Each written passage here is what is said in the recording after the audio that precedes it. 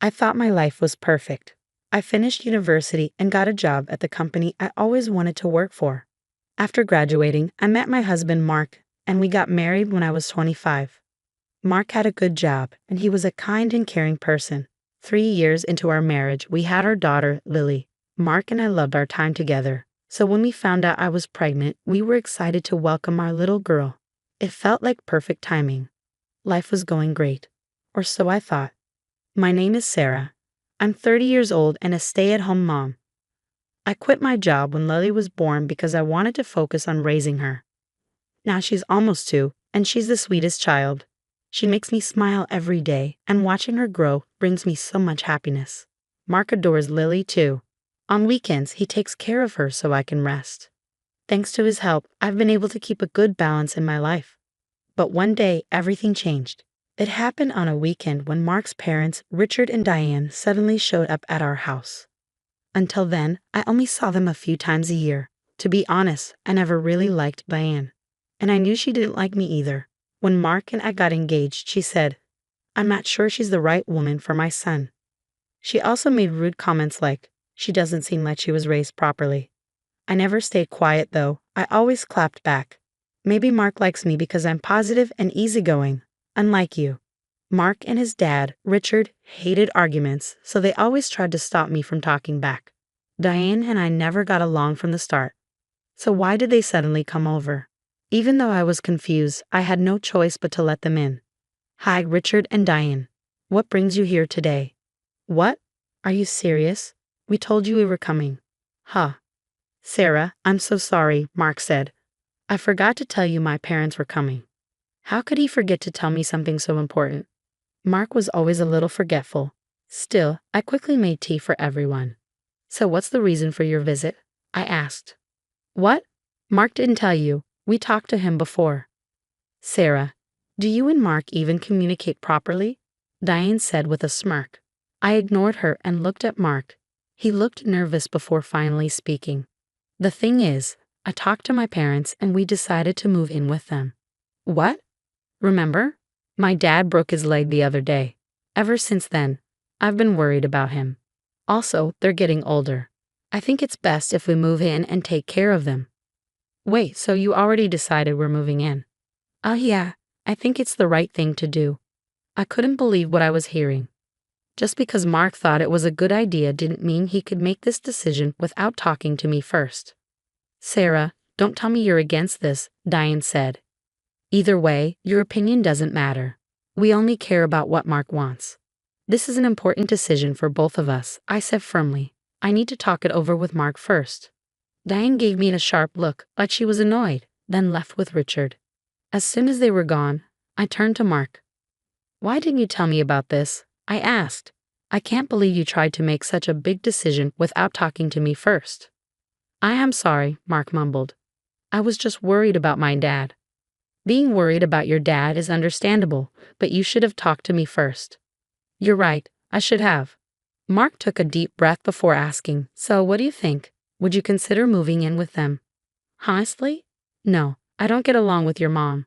"I knew you'd say that," Mark sighed. "Is there anything that would change your mind?" "I'll do it under one condition." "What is it?" "You have to stand up for me. If your mom picks on me or treats me badly, you have to defend me. If you can't do that, then we're getting a divorce." "Divorce? Isn't that a little extreme?" "I'm serious. That's how much I dislike your mother. If you can't promise to stand up for me, I'll leave and go back to my parents' house." "Oh, okay. I promise I'll stand up for you. Just please don't say you'll divorce me." Since Mark made that promise, I agreed to move in with his parents for now. Of course, if he ever broke that promise, I would leave immediately. A few weeks later, we moved in with Richard and Diane. The moment Diane greeted us, she coldly said, "Oh, you're finally here. Well, just try not to cause any trouble." And she said it with such a sarcastic tone. I lightly nudged Mark, who was standing beside me. Looking nervous, he quickly spoke up. "Mom, you're the one who asked us to move in. You should treat us well too, so please don't give us any trouble either." Diane looked surprised for a second, but quickly went back to her usual expression. "Well, fine. Come on in. I'll make you some tea." I was glad Mark actually stood up for me. If he kept doing that, Maybe I could handle living with Diane. After unpacking our things, I was having tea with Richard and Diane in the living room when I heard the front door open. I turned toward the entrance, wondering who it was. Then I saw Olivia, Mark's younger sister. "I'm home," she called out. "Oh, are Mark and his family visiting today?" she asked. "Yes, that's what I told you yesterday," Diane replied. I was confused. "Is Olivia living here?" I thought. I always assumed she had her own place. Then why did she say, "I'm home"? Was she just visiting, or was she actually living here? Olivia, it's been a while," I said. "Oh, hey, Sarah. We're all one big family now, right? Wait, are you living here now?" "Huh. Didn't Mark tell you? I moved back 3 months ago." "Mark never mentioned this to me." I turned to glare at him. "Oh no, I forgot to tell you," he mumbled. Strike one. 2 more strikes, and he's out. "Oh, I see. I didn't know," I said. "Well, we're all family now," Olivia said cheerfully. Later, when we were alone in our room, I gave Mark an earful. And just like that, life in Diane's house began. As expected, it didn't take long for Diane to start treating me badly. "Sarah, why aren't you cleaning?" she suddenly asked. "What? I already cleaned our room," I replied. "You haven't cleaned my room or Olivia's room. And you haven't mowed the lawn either." "What? Why should I have to do that?" "What? Are you talking back to me? You should be grateful we're letting you stay in our house. I'm living here with Mark because we're worried about Richard. You asked us to move in. And now Olivia is siding with Diane? What's going on here?" "Sarah, are you arguing with my mom just because you don't want to do housework? That's ridiculous." "Huh? It just seems like you're being lazy and trying to avoid work." Frustrated, I snapped, "Fine. I'll clean everything, including Olivia's and Diane's rooms." I even mowed the lawn by myself, even though it was scorching hot outside. While I was doing all the chores they dumped on me, Diane and Olivia were playing with my daughter, Lily. I wanted to tell them to keep their filthy hands off my child. Of course, I told Mark everything when he got home from work. I asked him to speak up at dinner. Later, when we all sat down to eat, Olivia and Diane were still complaining about me. "What is this food? It tastes so plain. I don't like it at all." "I can't believe she's a housewife and still a bad cook," Diane added. Mark put down his fork and finally spoke. "Mom, Olivia, stop complaining about the food. Sarah made this for everyone." "Mark, are you seriously siding with your wife over this? Don't you have any pride as a husband? Do you actually think this food is good?" I love Sarah's cooking.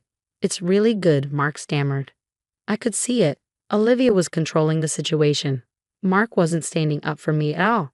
I never thought he'd be this unreliable. That's strike 2. After that, Olivia and Diane's bullying didn't stop. It got worse. They made me do all the housework and errands, and if I refused, they complained. Diane even told me, "A wife belongs to this family. It's only natural that you do all the work. You should treat me like mom," Olivia added. "So do whatever I say." Basically, they were telling me to be their servant. At that point, I was sure Diane and Olivia were completely out of their minds. I started thinking about how to leave this house for good. Then, one day, I got a call from my mom. My dad had a stroke. Thankfully, it wasn't too serious, but he was in the hospital, so I packed my bags to visit him. That's when Diane walked into my room. "Sarah, what are you doing?" "I just got a call from my mom. My dad had a stroke and was taken to the hospital. I'm going to see him." Then Diane said something unbelievable. "Who said you could leave? This is your home. You have no other home." "What?" "Stop packing and get back to your chores." That was it. I couldn't take it anymore. If I stayed here any longer, I'd lose my mind. Ignoring Diane, I left. I went to the hospital and stayed with my mom for a few days, helping her around the house. Meanwhile, Diane and Olivia kept calling me and leaving nasty messages like, "What's wrong with you? You're Mark's wife. Stop running away and come home immediately." They were completely insane. I was already planning to leave Mark, but now I was furious with Diane and Olivia, so I decided to get revenge. Revenge takes time, so even though I didn't want to go back, I returned to Diane's house. As expected, she and Olivia kept treating me badly. Then, about 6 months later, during dinner, Olivia suddenly grinned and announced, "He proposed to me." She added, I'll bring him over for lunch next time. Finally, the time for my revenge had come. I was smiling to myself, thinking about my plan, but Olivia saw and mistook it. Oh, Sarah, you're happy for me too, she beamed. A week later, Olivia brought her fiancé over. His name was Jake. He worked for a big company, had a high salary, and seemed like a genuinely good guy. Honestly, he was way too good for Olivia. She proudly introduced him to everyone. Diane had no complaints and smiled, saying, You have my blessings. Please take care of Olivia. And that was my moment. It was time to get my revenge. I made tea for everyone and started chatting with Jake. So Jake, after you get married, will you be living with your parents? What? Oh no, I haven't really thought about that yet, Jake replied. But I heard in some families if your parents are over 60, you're expected to live with them. So I thought maybe you'd end up living with them or with us. No, there's no rule like that in my family, Jake said, looking confused. Ah, I see. Well, there are plenty of other rules in this house. For example, I was told that as a wife, you must obey your in-laws without question to show your gratitude. Also, you're not allowed to return to your own home because this house is now your home. When my father had a stroke, they tried to stop me from visiting him at the hospital, and instead wanted me to do all their chores. Jake's face started to frown. Is this true, Sarah? He asked Olivia. No, that can't be true. Olivia snapped. Sarah, you're just jealous of Jake and trying to stir things up. No, I said calmly. I'm just letting Jake know what it could be like if he marries into this family, giving him advice so he doesn't end up getting a divorce for no reason. With that, I pulled out a voice recorder and played the recordings of Olivia and Diane bullying me. Olivia and Diane's faces turned pale. After Jake finished listening to the recordings, he stood up and said, I'm sorry, but the wedding is off. Olivia, this is the last time we'll speak.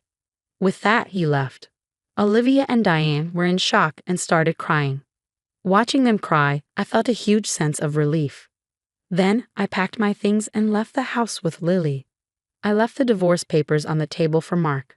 When he found them, he called me, but I couldn't hold back anymore. I told him off for being such an unreliable husband. A few days later, he told me he signed the divorce papers and sent them back. I was furious that he gave up so easily. He didn't even try to fight for me. But then again, he'd never been much of a man. Divorcing Mark was the best choice I could have made. According to a neighbor, both Mark and Olivia are still living at Diane's house like freeloaders. They don't help with any housework, so Diane's left doing everything by herself. On top of that, Olivia was so devastated by her broken engagement that she quit her job and now depends entirely on her father's pension. Mark spends all his money on his hobbies and doesn't contribute anything to the house. But it's none of my concern anymore. I do feel bad for Richard. He's stuck with such an awful, lazy family.